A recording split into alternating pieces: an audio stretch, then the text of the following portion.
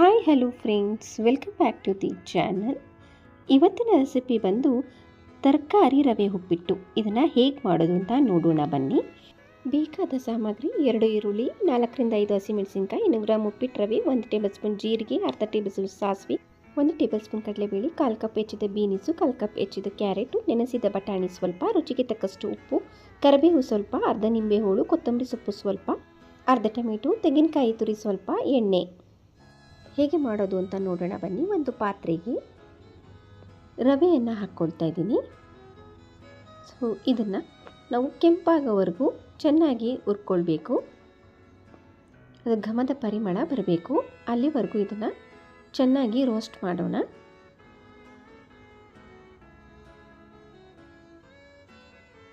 ನೋಡಿ, ಇದು ಆಗ್ತಾ ಇದೆ.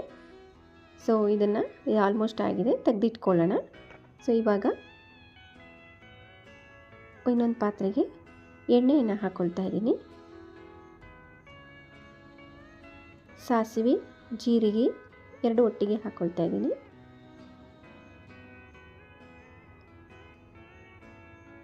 ನಂತರ ಇದು ಸಿಡಿದ ಮೇಲೆ ಕಡಲೆಬೇಳೆಯನ್ನು ಹಾಕ್ಕೊಳ್ಳೋಣ. 1 ಟೇಬಲ್ ಸ್ಪೂನ್ ಕಡಲೆಬೇಳೆ. ನೋಡಿ, ಇದನ್ನು ಕೆಂಪಾಗೋವರೆಗೂ ಫ್ರೈ ಮಾಡ್ಕೊಳ್ಳೋಣ. ನಂತರ ಕರಿಬೇವಿನ ಸೊಪ್ಪನ್ನು ಹಾಕ್ಕೊಳ್ತಾ ಇದ್ದೀನಿ ಸ್ವಲ್ಪ. ಇದನ್ನು ಕೂಡ ಫ್ರೈ ಮಾಡೋಣ. ನಂತರ 5ರಿಂದ 6 ಹಸಿಮೆಣಸಿನಕಾಯಿನ ಕಟ್ ಮಾಡಿಕೊಂಡು ಇಲ್ಲಿ ಹಾಕ್ಕೊಳ್ತಾ ಇದ್ದೀನಿ. ಇದನ್ನು ಕೂಡ ಕೆಂಪಾಗೋವರೆಗೂ ಫ್ರೈ ಮಾಡಿ. ಇಲ್ಲಿ ನೆಕ್ಸ್ಟು 2 ಈರುಳ್ಳಿ, ಹೆಚ್ಚಿದ ಈರುಳ್ಳಿಯನ್ನು ಹಾಕ್ಕೊಳ್ತಾ ಇದ್ದೀನಿ. ಇದನ್ನು ಚೆನ್ನಾಗಿ ಎಣ್ಣೆಯಲ್ಲಿ ಫ್ರೈ ಮಾಡಿ. ಕೆಂಪಾಗೋವರೆಗೂ ಈರುಳ್ಳಿಯನ್ನು ಫ್ರೈ ಮಾಡ್ಕೋಬೇಕು. ನೆಕ್ಸ್ಟು ನೆನೆಸಿಟ್ಟ ಬಟಾಣಿಯನ್ನು ಹಾಕ್ಕೊಳ್ತಾ ಇದ್ದೀನಿ. ಫ್ರೈ ಮಾಡ್ಕೊಳ್ಳೋಣ ಇದನ್ನು ಚೆನ್ನಾಗಿ. ನಂತರ ಹೆಚ್ಚಿಟ್ಟ ಬೀನ್ಸ್ನ ಹಾಕ್ಕೊಂಡು ಸೊ ಅದನ್ನು ಕೂಡ ಬಾಡಿಸ್ಕೊಳ್ಳೋಣ. ನೋಡಿ, ನೆಕ್ಸ್ಟ್ ಹೆಚ್ಚಿಟ್ಟಂತಹ ಕ್ಯಾರೆಟನ್ನು ಕೂಡ ಹಾಕ್ಕೊಳ್ತಾ ಇದ್ದೀನಿ. ಸೊ ಇದನ್ನು ಕೂಡ ಎಣ್ಣೆಯಲ್ಲಿ ಫ್ರೈ ಮಾಡ್ಕೊಳ್ಳೋಣ. ನಂತರ ಅರ್ಧ ಟೊಮೆಟೋನ ತಗೊಳ್ತಾ ಇದ್ದೀನಿ.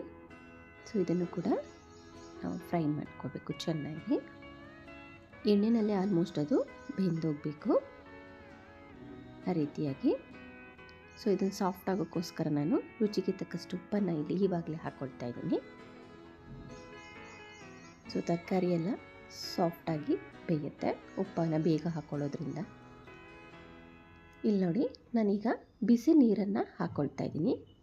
ಸೊ ಬಿಸಿ ನೀರು ಹಾಕ್ಕೊಂಡು ತರಕಾರಿನೂ ಬೇಗ ಬೇಯುತ್ತೆ, ಉಪ್ಪಿಟ್ಟು ಕೂಡ ಬೇಗ ಆಗುತ್ತೆ. ಸೊ ಇನ್ನೊಂದು ಕಡೆ ನಾನು ಬಿಸಿನೀರನ್ನ ಇಟ್ಕೊಂಡು ಈಗ ಇಲ್ಲಿ ಹಾಕ್ಕೊಳ್ತಾ ಇದ್ದೀನಿ. ಇದನ್ನು ಕುದಿಯೋದಕ್ಕೆ ಬಿಡಬೇಕು. ಇದು ಚೆನ್ನಾಗಿ ಕುದಿಬೇಕೀಗ.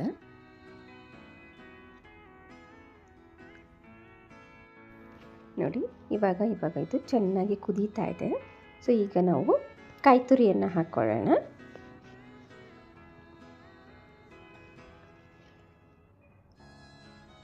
ನಂತರ ಹೆಚ್ಚಿಟ್ಟಂತಹ ಕೊತ್ತಂಬರಿ ಸೊಪ್ಪನ್ನು ಹಾಕ್ಕೊಳ್ತಾ ಇದ್ದೀನಿ.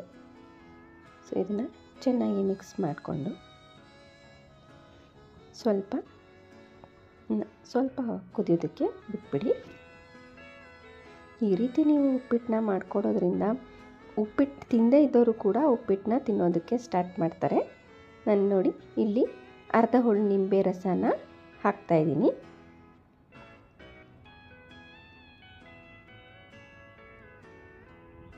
ನೋಡಿ, ಇದು ಆಲ್ಮೋಸ್ಟ್ ಆಗಿದೆ. ಸೊ ಇವಾಗ ನಾನು ರವೆಯನ್ನು ಹಾಕ್ಕೊಳ್ಳೋಣ. ಸ್ವಲ್ಪನೇ ರವೆಯನ್ನು ಹಾಕ್ಕೊಂಡು ಒಂದು ಕೈಯಲ್ಲಿ ಇನ್ನೊಂದು ಕೈಯಲ್ಲಿ ತಿರುಗ್ತಾ ಬನ್ನಿ. ಗಂಟಾಗಬಾರ್ದು ರವೆ, ಆ ರೀತಿಯಾಗಿ ನೀವು ಇದನ್ನು ತಿರುಗಬೇಕು. ನೋಡಿ, ಇದೀಗ ರವೆ ಹಾಕಿದ ಮೇಲೆ ಯಾವ ರೀತಿ ಆಗ್ತಾ ಇದೆ ಅಂತ. ಸೊ ನೋಡಿದ್ರಲ್ಲ, ಉಪ್ಪಿಟ್ಟು ಕುದೀತಾ ಇದೆ. ಇವಾಗ ಆಲ್ಮೋಸ್ಟ್ ರೆಡಿಯಾಗಿದೆ. 2 ನಿಮಿಷಗಳ ಕಾಲ ಇದನ್ನು ಲೋ ಫ್ಲೇಮಲ್ಲಿ 2 ನಿಮಿಷ ಬಿಟ್ಬಿಡಿ ಇದನ್ನು. ಈಗ ನೋಡಿ, ಬಿಸಿ ಉಪ್ಪಿಟ್ಟು ತಿನ್ನಲು ರೆಡಿಯಾಗಿದೆ.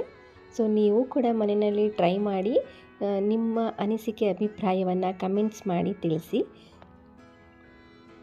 ಈ ವಿಡಿಯೋ ಇಷ್ಟ ಆದಲ್ಲಿ ಲೈಕ್ ಮಾಡಿ, ಶೇರ್ ಮಾಡಿ ಮತ್ತು ಚಾನಲ್ನ ಸಬ್ಸ್ಕ್ರೈಬ್ ಮಾಡಿ. Thank you and all.